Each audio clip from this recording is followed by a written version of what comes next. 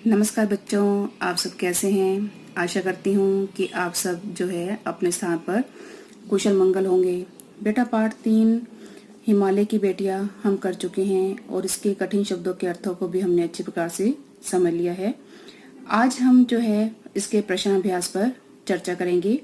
सबसे पहला प्रश्न है, नदियों को माँ मानने की परंपरा हमारे यहाँ काफ़ी पुरानी है, लेकिन लेखक नागार्जुन उन्हें और किन रूपों में देखते हैं।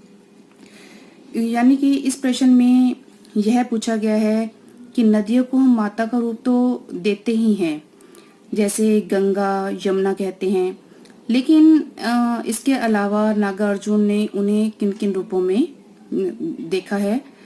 तो इसका उत्तर होगा कि नदियों को माँ मानने की जो परंपरा है वो भारतीय संस्कृति में जो है काफ़ी पुरानी है। नदियों को जो है माता का जो है माँ का स्वरूप माना गया है, यानी कि हम नदियों को जो है माता कहते हैं। जैसे हम ये कहते हैं ना गंगा मैया, तो हमने गंगा नदी को क्या है माता माना है। लेकिन लेखक नागार्जुन ने इस लेख में जो है नदियों को दादी, मौसी, बहन, प्रेमिका आदि रूपों में जो है इन्हें देखा है।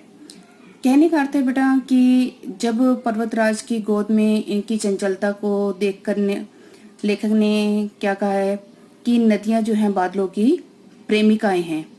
प्रेमिका यानी कि उनकी प्रेयसी हैं। क्यों?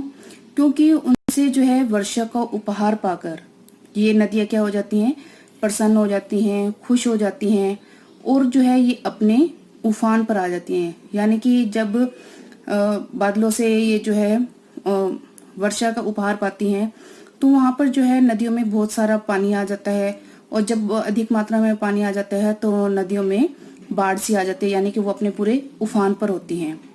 लेखक ने यह भी कहा है कि वो नदियों को बहन बना लेते हैं क्योंकि उनके किनारे बैठकर जो है ये अपनी समस्या भी सुलझा लेते हैं। अब हम प्रश्न 2 पर चर्चा करेंगे। सिंधु और ब्रह्मपुत्र की क्या विशेषताएं बताई गई हैं। यानी कि इस प्रश्न में हमने सिंधु और ब्रह्मपुत्र नदियों की विशेषताओं पर जो है चर्चा करेंगे कि सिंधु और ब्रह्मपुत्र की क्या क्या विशेषताएं हैं। सिंधु और जो ब्रह्मपुत्र नदियां हैं, ये नदियां जो है बेटा हिमालय से निकलने वाली प्रमुख यानी ये प्रमुख नदियां हैं और बड़ी नदियां हैं। इन नदियों के नाम सुनते ही जो है हिमालय से निकलने वाली अन्य छोटी बड़ी नदियों की भी याद आ जाती है। कहने का अर्थ है कि इन दो नदियों के बीच में जो है अन्य छोटी बड़ी नदियां बहती हैं। और लेखक बताता है कि ये जो है नदियां दयालु हिमालय के जो है पिघले दिल की एक एक बूंद इकट्ठा होकर नदी बनती है। कहने का अर्थ है कि जो हिमालय पर जो है जमी बर्फ है, यानी हिमालय पर्वत के ऊपर जो इतनी सारी बर्फ जमी हुई है, वो बर्फ जो है धीरे धीरे जो है पिघल कर जो है नदियों का रूप ले लेती है।